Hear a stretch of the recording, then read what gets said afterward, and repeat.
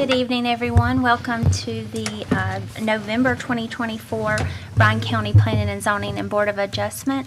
I'm going to turn the meeting over to our Vice Chair, Alex Floyd, tonight to lead our meeting. Thank you, ma'am.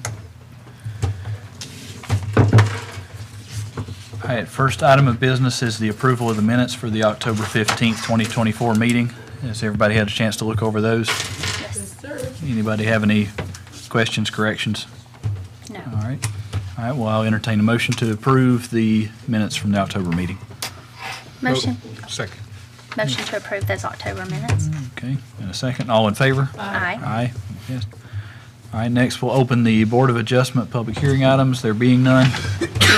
Still? Okay. All right, and we'll open the Planning and Zoning Commission. Do I have a motion to open the Planning and Zoning Commission public hearings? Motion to open public hearings, planning and zoning. Okay. Second. All in favor? Aye. All right. Item 1, sketch plat, project 202400163 Savannah Land Holdings. Yeah, so this item is a request from Savannah Land Holdings LLC. They're being represented by Hesse Bell. And this is a request for a sketch plat approval for 206 lots within the Waterways development. And this is going to be broken down into 104 single-family lots and 102 townhome lots. Now, the area for this sketch plat approval consists of about 47 acres. It's located in the far end of the Waterways development up Harborview Drive, near where the marina is located. And if this tract looks familiar, it's because you have seen it before. It was before the Planning and Zoning Commission earlier this year. It came through with some concerns regarding wastewater treatment and effluent discharge, and proceeded through the Planning and Zoning Commission with a condition for how that could be addressed. It made its way to the Board of Commissioners, but was denied by them at their September meeting. Since then, the applicant and developer has continued to work with the county to move towards an agreement on how that wastewater would be treated, and it looks like some progress is being made. And so staff is recommending approval at this point, however, subject to a water and sewer agreement being entered into before the Board of Commissioners grants its final approval on this sketch plat. So if the Planning and Zoning Commission moves forward with the staff's recommendation, then it will allow it to clear this board, move on to the Board of Commissioners where that water and sewer agreement can be finalized. And with that, I can answer any questions you might have. Any questions? Okay. We got someone from Waterways or Hesse Bell that would like to speak? All right. How's everyone doing tonight? Michael Nelson with Savannah Land Holdings. I'm here if you guys need to ask any additional questions. Happy to help. Okay. Any questions for the applicant? All right, great. Have any speaker slips for this one? Anybody want to speak for or against this item?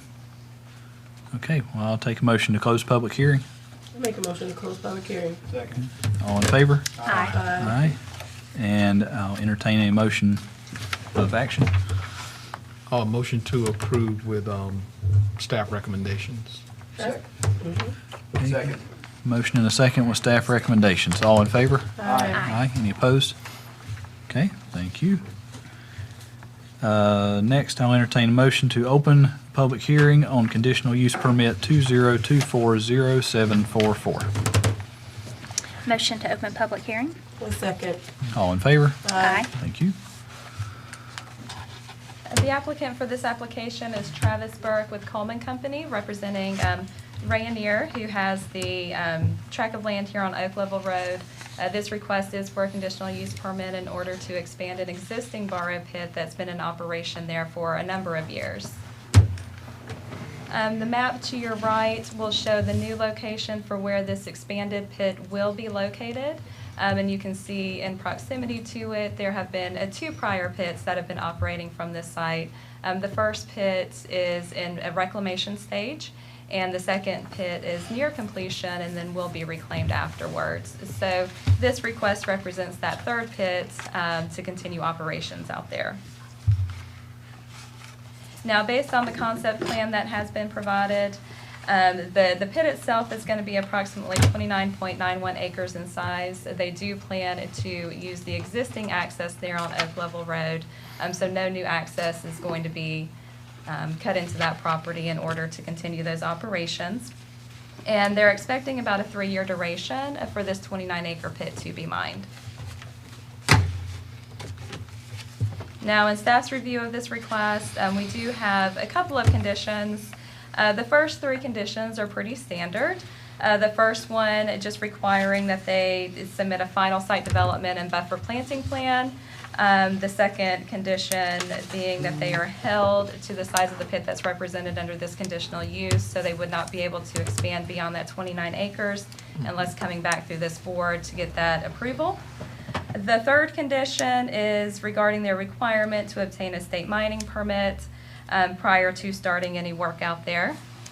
But then going into our fourth condition and on, these are specific conditions for the operation of this bar pit, so not standard conditions like we typically see.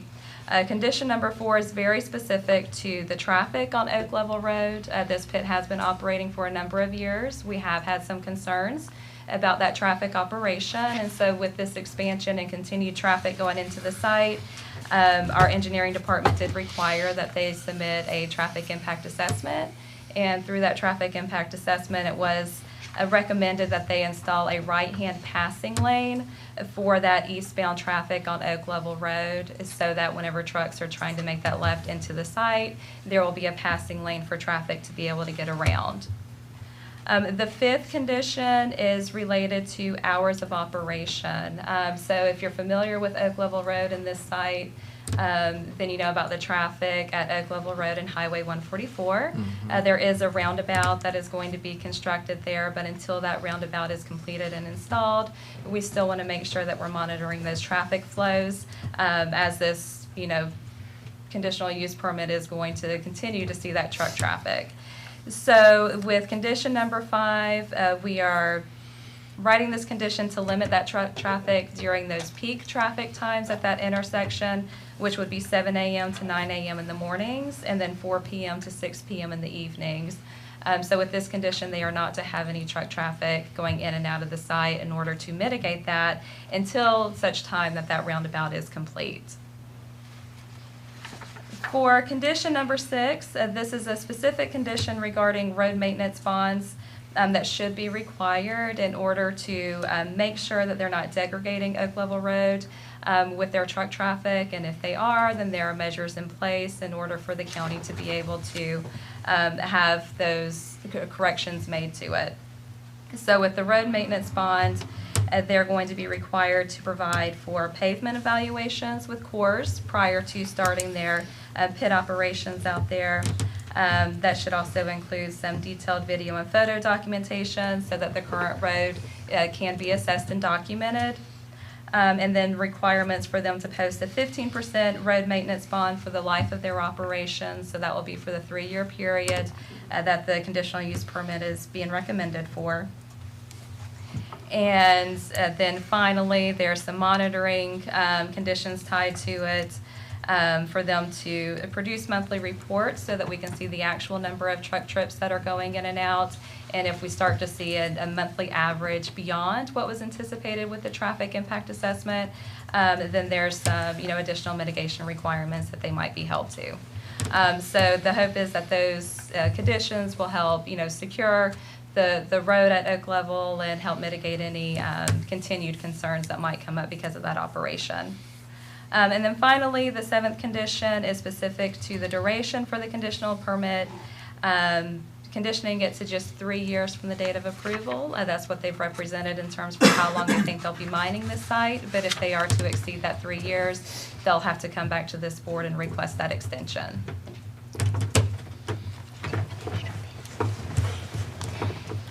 Amanda, 2 questions, please. If you can remind me, how that traffic impact analysis, how many trips per day did they anticipate? So I don't know that I have the total trips per day, but I can tell you during those peak hour times, that's whenever they would see the most trips, and it's 20 trips per the morning peak time and then the afternoon peak time. So within those 2-hour windows is 20 trips. 10 in, 10 out.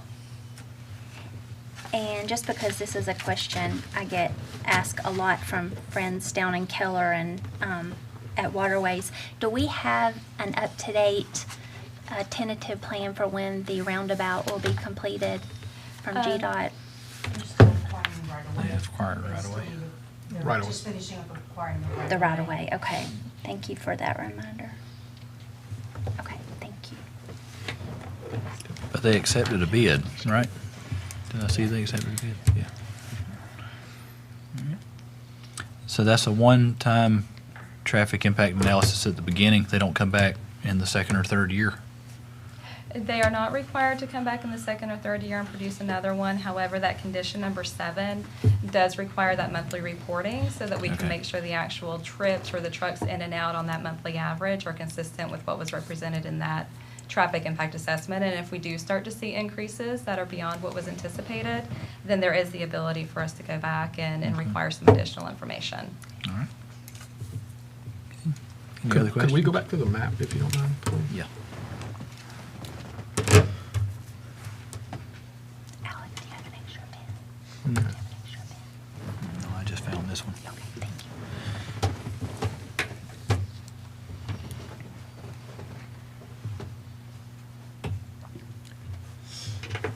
you. Be all the usable land left on this track, looks like. Mm-hmm.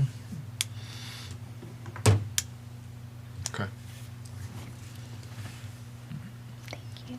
Any other questions? Okay. Mr. Burke, do you have anything to add? Hi, good evening. I'm Travis Burke with Coleman Company, represent Rayonier for this conditional use request. I guess the only thing I could add, just to clarify for your question, there would be 80 total trips per day on average is what the total trip count was, and that's how they came up with the monthly average. You know, surface mines are unfortunately a necessary evil. We've got a lot of development going on in South Bryan, and the material coming out of this is going to service a lot of the infrastructure projects that are currently on the books. So I know folks don't like the dump trucks, but with the growth and everything, these things are necessary. But they are not permanent. This is a 3-year temporary condition, and once it's over, as you can see, that most of this area is pretty much dug out at that point. So I don't see any more expansions or any more of this type of operation happening at this particular location. But if you have any other questions or clarifications that I can give you, I'd be happy to answer. Are you good with the conditions? Yes, sir. We are good with the conditions. We work with the county staff through those, and we're good with the conditions. I guess just one point of clarification on the hours of operation restrictions, that does not apply when school is in session. So Right. that was, but other than that, we are in total agreement with everything. Any other questions for Mr. Burke? Thank you. Thank you, sir. Yep. Thank you. All right, no speaker slips, but is anyone out there to speak for or against this item? Okay, well, I'll take a motion to close public hearing. Motion to close. Public hearing number 2024-0744. Second. A second, all in favor? Aye. All right, and a motion? Motion to approve with staff recommendations. I second. Okay, motion to approve with staff recommendations. All in favor? Aye. Aye. Any opposed? Aye. Okay. Thank you. All right. I'll take a motion to open public hearing for rezoning project 20240884, Mr. Valley Gapac. To open public hearing. Motion to open public hearing? Second. All in favor? Aye. Thank you. Good evening. Item number 3 is a request from Valley Gayback to rezone property at 209 Bill Futch Road from the B1 Neighborhood Commercial to the B2 General Commercial District in order to operate an existing collision center as well as establishing a car rental service. So this is located on the north end of the county, close to the intersection of Bill Futch and Wilma Edwards. And this shows you the current zoning here. So this property may be familiar to some of you. As you remember, this property came forward for a rezoning to the B1 neighborhood commercial in 2019, which was ultimately approved. And the applicant at that time said that his hope was to just do a hobby shop at this location. And he has since came back and said over time this has evolved into a collision center, which is a non-complying use in the B1 zoning district. So the applicant is looking to come into compliance with the UDO, as well as establish a car rental service, which is again only allowed in the B2 zoning. Your next public hearing item, number 4, is the related conditional use for the heavy auto repair, as it's required in the B2 for the heavy auto. And this does show you the character area here. It falls in the emerging suburban. So the comprehensive plan does allow for some commercial in the emerging suburban due to some current development patterns. And this shows you a site plan layout that staff kind of helped put together with the plans that were used when the shop was first built. As you can see, it's built out to about a 9,600 square foot facility. Most of it is used for the auto collision center, and then there's a couple of out spaces that's used for a tanning salon on one side, and then the car rental service will be on the other side. And the applicant has said that it's just going to be one person that will kind of sit at a desk to service patrons as needed. Again, the main concern is that it's non-complying right now, and he's looking to come into compliance with the current UDO. And because of how it was developed, we are adding a recommendation that the applicant construct 6 additional parking spaces prior to the car rental service being established. This is based on our parking that we have in the UDO with the number of service bays, the number of employees the applicant has currently, the number of anticipated employees, and the addition of the car service facility. And with that, I can answer any questions you may have. Any questions for Brett? All right. Okay, thank you, sir. Mr. Gapak, do you have anything to add? Yes, sir. All right. I'm gonna try not to be long-winded because y'all know I like to talk. I never really anticipated the growth that we had to offer here. This was gonna be traditionally a retirement place to tootle with. Then COVID hit, then the tornado hit. These are true numbers for y'all, and you know, this is gonna sound far-fetched, but this is true numbers. When the tornado hit, no matter if you're hobbying, playing, you have to have records kept. We have ROs, repair orders. We started at repair order 100. From the tornado time, from RO, 100, we're at 4,395. That means, realistically, we've somewhat, 4,000 vehicles has passed through the facility. Again, this wasn't what we asked for, but when you're worker B, you're worker B, and then the hurricane hits. True scenario, we was out parking lot today. Bryan County Sheriff pulls up, hey, we got 2 wrecked police cars. What do you do? True scenario, 9 repair facilities in existence from the Pooler End 50-mile radius. The average wait time for repairs is about 30 to 60 days now. Our county can't handle that. I mean, I feel we've done a great justice, even though I'm tootling. We've repaired, our local attorney called, hit a deer.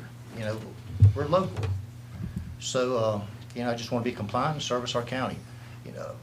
I can name just about every business and their employees that we've fixed, repaired for. Enterprise addressed us simply for the fact of volume.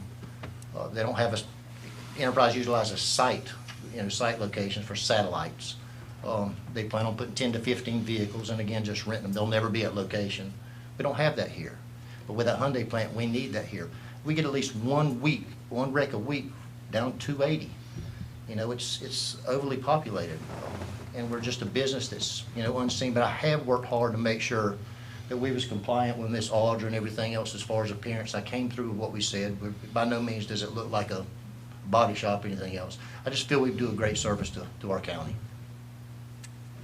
All right, thank you, sir. Thank y'all. I want you to make sure tootling goes in the minutes spelled correctly. That's a great word. It doesn't get used enough. Thank you, sir. Yeah. All right. Anybody else have any questions for, all right, have no speaker slips. Anybody to speak for or against this project? Okay, well then I'll take a motion to close public hearing. Motion to close. Second. All in favor? Aye. Aye. And we have one staff recommendation, so I'll take a motion. Make a motion for approval for this project with the staff recommendation for the 6 additional parking spaces. I second. Okay, all right. All in favor? Aye. Thank you. Any opposed? Okay, thank you. All right, well, I'll take a motion to open public hearing for amendment to zoning conditions, project 20240885, Black Creek Development Company LLC. Motion. Second? Motion and a second. All in favor? Aye. All right. I think we have to do the conditional use for the. Number 4. Yeah, item number It's still the 4. same for BG. Oh, I'm sorry. I skipped you. All right, my bad. So let's back up and take a motion to open public hearing on conditional use permit 20240884. Motion. Second. Motion and a second. All in favor? Aye. Thank you. No problem. Carry So on. item number 4 is the related conditional use to operate the heavy automobile repair facility in the B2 zoning district. And so again, this is the site layout as constructed.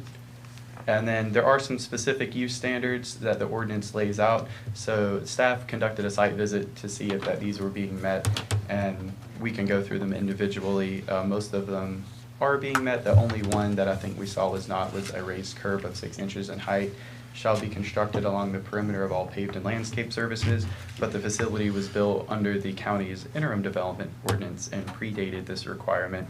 But all the other requirements, the main and accessory structures being set back 75 feet, the minimum lot frontage, the overhead doors do not face a public road, the vehicle queuing space has,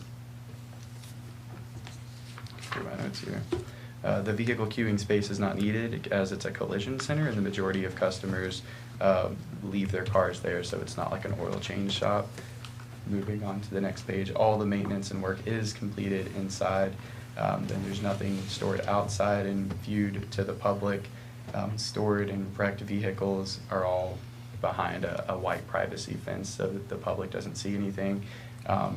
There is painting at the facility where all state and federal requirements are met, and the applicant provided that they actually more than meet these requirements. Is there a certified shop through General Motors to do, I guess, like factory painting and stuff like that?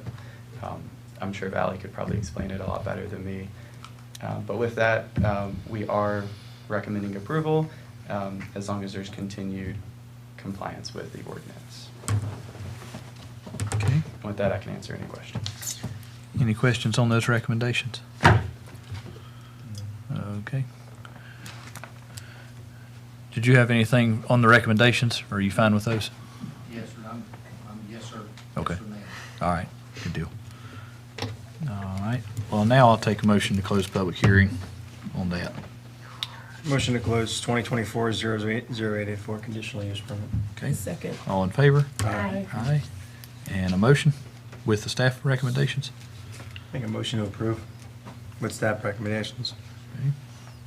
A second. All right, all in favor? Aye. Okay. All right, now, to open public hearing on project 20240885 Black Creek Development Company LLC. Need a motion to open public hearing. Motion. Okay, Second? second, all in favor? Aye. Okay. Item number 5, you remember this item from last month. This is a request to change zoning conditions related to berm construction at the lakes at Black Creek. Again, this is located on the north side of the county off of Page Road close to Bill Futch Road. And this shows you the current zoning map here. And so the applicant is looking to change the condition from constructing a buffer to leaving the current vegetation and then having to construct drainage swells and add some additional plantings as well. That was agreed to by the neighboring property owner. And nothing has changed on this application since last month. And the applicant has requested another 30-day deferral to the December Planning and Zoning Commission meeting, and I can answer any questions you may have. Okay. Any questions? Okay, thank you, sir. Thank you. Did the applicant want to elaborate any on the deferral, or that's just asking for a deferral? Okay, all right. All right, well, then I'll take a motion to close public hearing. Motion. Second. Second, all in favor? Aye. All right, and a motion to defer. Motion to defer this item to the December planning and zoning meeting. A second. Okay, motion and a second, all in favor? Aye. All right, thank you. Okay, next item is a UDO text amendment, ordinance to amend the Bryan County Unified Development Ordinance. Now I'll take a motion to open public hearing. Motion to open UDO text amendment public hearing.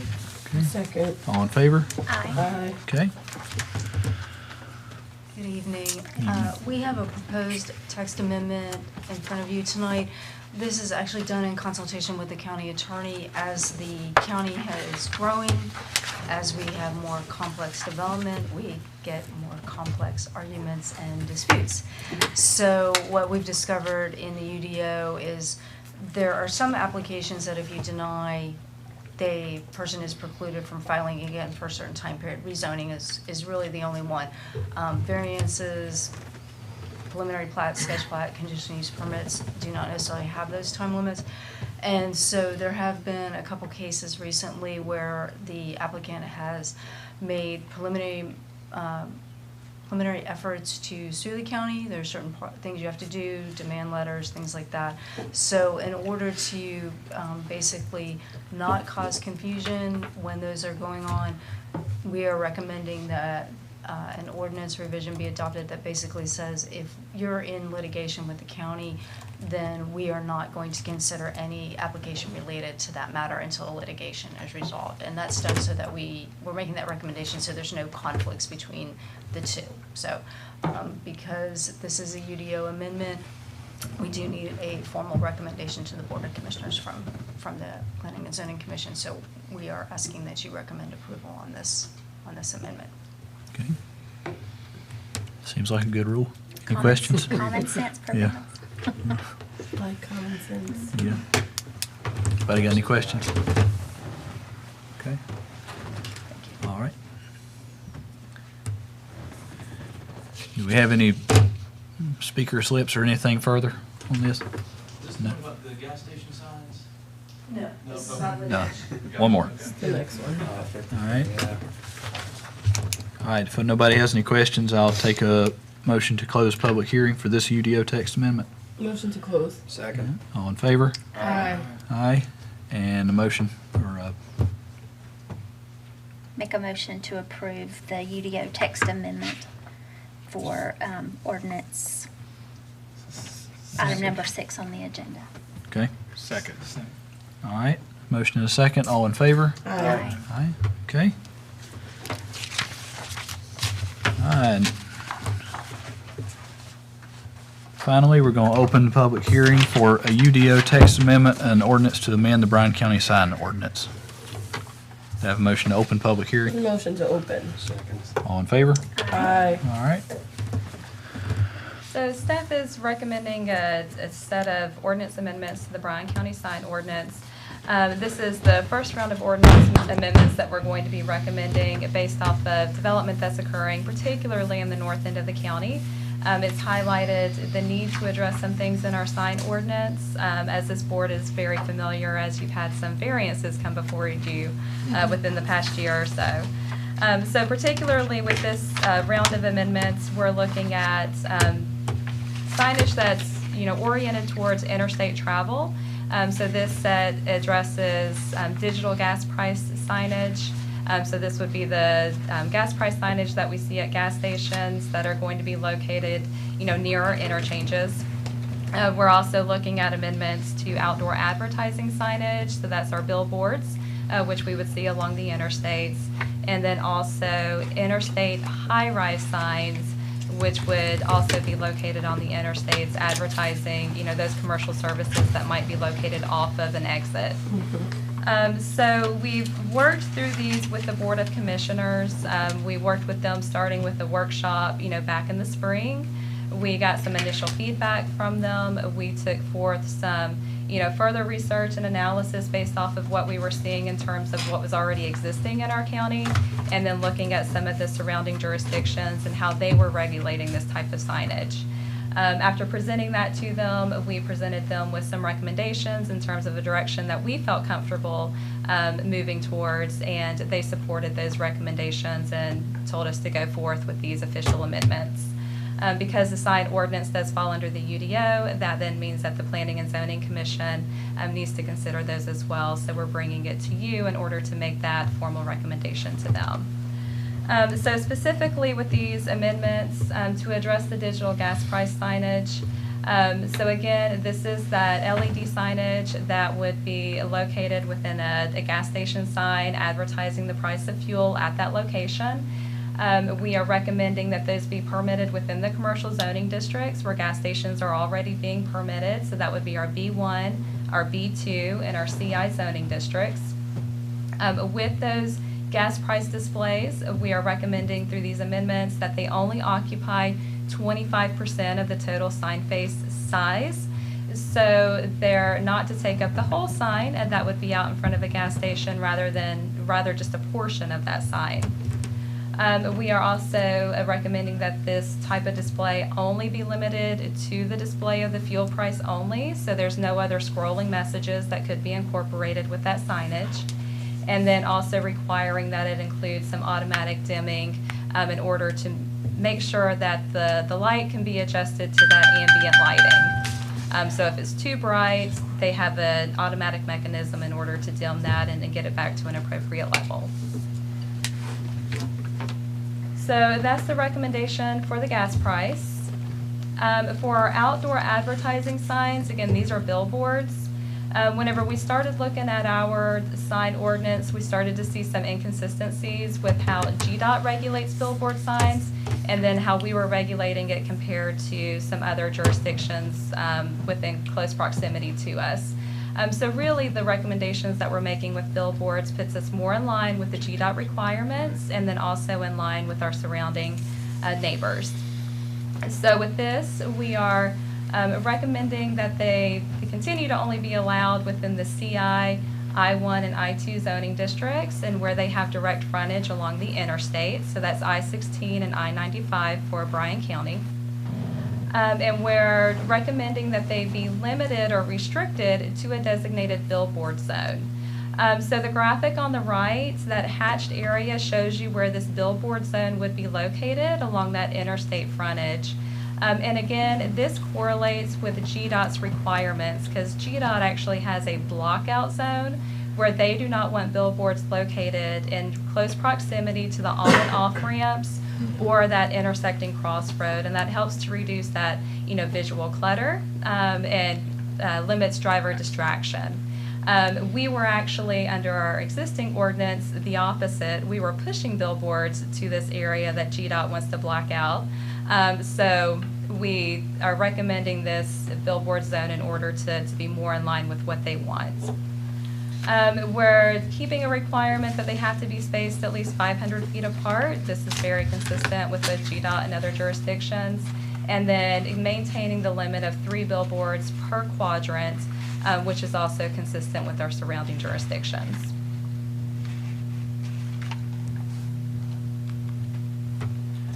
Now for the interstate pole signs, these are the tall signs that we would see at the on and off ramps on the interstate.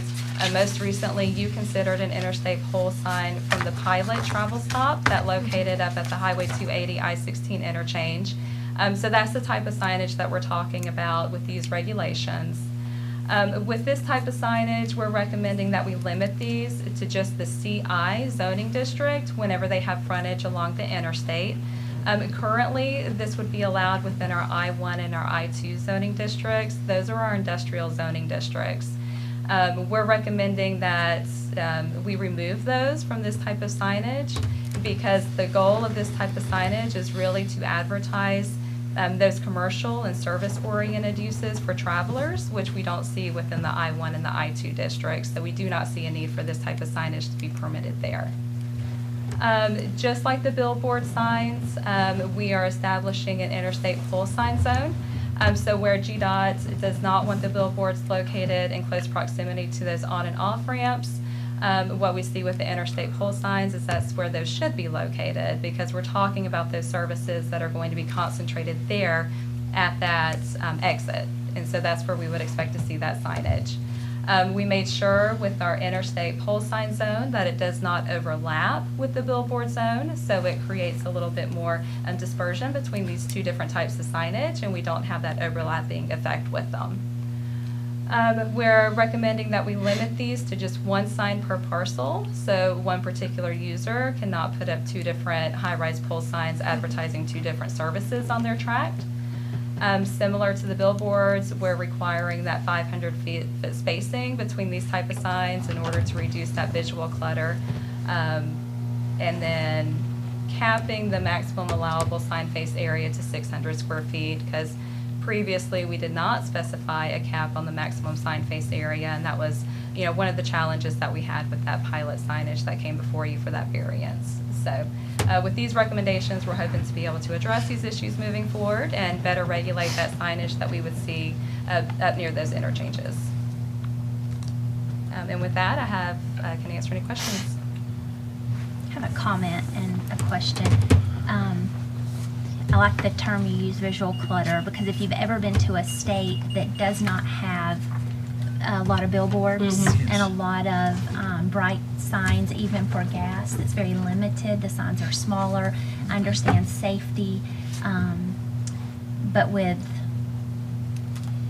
that visual clutter in mind, is this the most restrictive that you've seen in areas similar to ours? I would say we are definitely on the more restrictive side, I think, compared to some of the other allowances that we've seen. And if you think about like the I-95 Highway 204 interchange in Chatham County, we would see a lot more restrictions with our ordinance as it's being presented that would reduce some of the signage types that you would see out there. And I guess my so I'm not a fan of any of these. So I'm trying to be positive because I know you I'm have struggling to. with it too. And I just, and again, with the change in the landscape, it saddens me to go down and see what used to be beautiful pastoral land with all of these bright signs and all of these billboards. So my second question is, when everything is put up, it's nice and new and pretty and shiny, billboards, signage, what in our UDO states 5 years from now, 10 years from now, a storm comes through, God forbid, and damages one of these signs? I know we've all seen billboards and the signs flopping in the wind.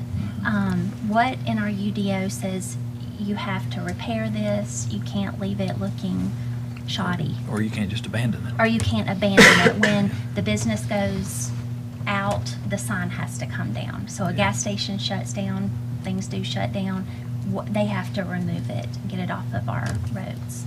Yeah, so we do already have provisions within our sign ordinance that addresses maintenance and also addresses you know, how signage needs to be kept up whenever we have maybe a vacant piece of property. If you're interested in knowing exactly what that says, I could pull that information up for you. Okay. That's just my main thing as I talk to right. people in the community, and we're, you know, we approve things and we know our county's growing and progressing, but we look at what things are going to look like a decade from now. So. Yeah. My only concern is how difficult that would be to pursue, especially when a business goes under, they claim non-liability for anything else, especially if they're like a registered corporation or something. You know, Yeah. like maybe like a personal guarantee pursuit at that point, like when you have certain loans go under and you have a personal guarantee, so that way the business is not liable, but the person becomes liable.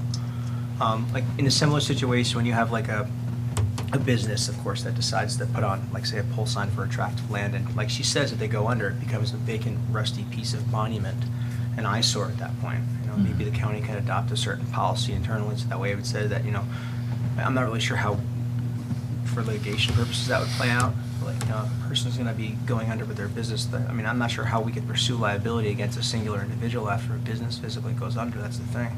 It always goes back to the property owner. And we know the business occupant on the site may not always be the same as the property owner who Yeah. owns it. But for our purposes and for enforcement, it always goes against the property owner, that person who has that legal title. Excellent. Okay. There's no height restrictions on any of these? There classes? are. There are? The height restrictions were already written into the ordinance. They're already so those there. were not Oh, okay. things that we were changing. And that's an important thing to note. You know, the only thing that we're adding in terms of signage that we didn't already allow for is the gas price signage. Yeah. Billboards and the high-rise pole signs were things that were already allowed within the ordinance. And so we're really just trying to tighten up those regulations with these amendments. Okay. Does this make all, because I know this is the only unincorporated interstate exit, does this make all 4 of our interstate exits consistent? Pretty much? So this is, and so is the question, is this consistent with maybe the city of Richmond Hill? With Richmond Hills and the other 3 interchanges exits. that they would have? Yeah, so our billboard zones that we established are similar to what the city of Richmond Hill has, as well as limitations on the number of billboards per quadrant. And then similar with the interstate pole signs. So we did look at the city of Richmond Hill, and we used them in our analysis whenever we were Yeah. coming up with these recommendations. Okay. 'Cause you know Amanda Steyer's gonna keep it Uh-huh. clean. Yeah, that's a fact. Digital billboards. If you have 3 per quad and you have one billboard that has 3 different signs, is that taken into account at all, or is it just a billboard as a billboard, whether it's digital or We're not? talking about the billboard and that physical structure. Now, our current ordinance does not allow for digital billboards, and we're not recommending that they be allowed with these ordinance amendments. Okay. Yeah. Especially on the brightness scale, those things can be kind of Even extremely better. distracting. Yeah, I agree. Wow. Okay. All right, my last question was would you go back to the thing about the light dimmers? I think that was- 3 candles. Yeah. Automatic dimming to ensure brightest does not exceed 23 of ambient lighting. Okay. The Hyundai tank doesn't have those, does it? All right. That's all the questions I have. Anybody have any questions? There's no standardized color for lighting that they utilize, like a lot of the digital ones have either red or green or blue. There's no standardized colors. They can use whichever they want. Yeah, under these amendments, they can use whichever they want. We're not specifying a certain color. All right. And Yeah. that's for, are you saying, is that for a billboard? The digital gas ones. price. For the Like, gas yeah, for the gas prices. prices, yeah, because certain can come at a higher contrast, of course, Oh, I based didn't on the think color of they that. use. Yes, usually red. Yeah, I've seen it. I just didn't know if there was a standardized color they're required to use based upon that because of hue and color I and didn't think whatnot. about It can that. come out higher contrast regardless of how bright it is. That's Mhm. why. Yep. No, we did not assess that or consider limiting it to one color. Okay. All right. Yeah. Cool. Any other questions? All I right. think we've Thank you very much. Amanda enough. Thank you. Yeah, yeah. All right. Sir, did you have anything to add? Yes, sir. All right. If you would, just give us your name and the mic for the record. My name's Ryan Bergman, work for Lamar Advertising. Oh, okay. So, real estate manager, so I manage many of those billboards that you see when you're driving on the highway, but not many in Bryan County. So, so I'd like to start off thanking Audra Miller. I work with every municipality in the area, and to have somebody call me back the same day and email me back the same day, it's pretty incredible, and I really appreciate that. It just helps us get a better understanding of questions and understanding, different changes. So I guess my pitch would be kind of the pitch that you've heard folks come up here say over and over again, which is there's a lot of development going on. There's a lot of businesses growing, be it a car repair shop or anything else. A lot of folks want to be able to advertise, to drive business to their location. And the visual media is one of the main drivers to do that. We've partnered with the local Chamber of Commerce, Ms. Summer Beal. Every month we're getting folks coming in. We give them a free month of advertising, so it's not too surprising that we get folks reaching out. But yeah, just getting their message out to drive folks to their business. I guess the second part would be, and I was looking at the GDOT map before I came up, I believe outside of Richmond Hill, there's one billboard in the county on either 95 or 16. And then there's about half a dozen Probably right. within the county itself off the interstate. Yeah. So I think you kind of already nipped it in the bud in terms of uncontrollable clutter and having poor old wooden build signs. When you're building a sign right now, you're going to spend hundreds of thousands of dollars. It's a huge investment. You got lease terms. You have a lot of stuff plugged into it. We're not going to make that investment. Send it to corporate, send it back, make that investment, and then just leave it to sit there and rot. If you ever see a Lamar board around here, we take a lot of pride in making sure they look good. So there's that aspect. So yeah, I'd say right place, right time, driving local business to it. So yeah, got my pitch. Question. Yes. Sorry I talked poorly about your billboard. It's all right. It's all right. But, so I have seen a lot of billboards that are outdated. Yeah. So when you have a client who maybe does a 6-month contract with you, and then their contract expires and they don't renew, or something becomes, like a storm, like I said, comes and the billboard begins to look bad, do you come back in and put something over that? Like I've seen billboards that just say Lamar Advertising. I think you're a green and white. The columns are brown. Yeah, and then your And then actual, the logo's green. Your logo green. So I've got that. So do you come back in when an actual billboard, the signage, the advertisement looks poor, and go back over with your advertisement so we don't have bad-looking billboards in our county? Yeah, so it's actually a GDOT regulation that every sign has to have some sort of display. So like when you see a PSA, Right. that is not only to make it look aesthetically pleasing, it's to be in conformity with GDOT regulations of having a sign face on there. But yeah, in terms of damage, yeah, I mean, I'm sure you've heard folks talk about the storm. We're just now taking the pedal off the gas of rebuilds, cleanups, all that good stuff about done. But yeah, that was #1 priority, pulling crews from all across the state to get that stuff cleaned up, rebuilding if we can, rebuilding better, if we can. And then I remember y'all actually had 2 other questions.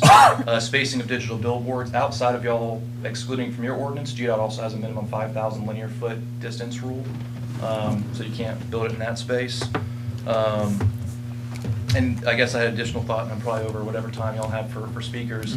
If there's a 1,200 linear foot segment, ideally, of course, in my position, I'd love to elongate that, because I think right now there's maybe 5 parcels in the county that conform to the class or the zoning description, as well as the proximity outside of the off-ramp in that 1,200 foot space. At 75 miles per hour, 1,200 foot's not very far. Yeah, it could close pretty quick. Yeah. But to fit 3 signs that have to be 500 feet apart, my math is kind of wonky right there. Well, that's a good point. But yeah, I mean, we have, they're going along 95. I know it's a small area.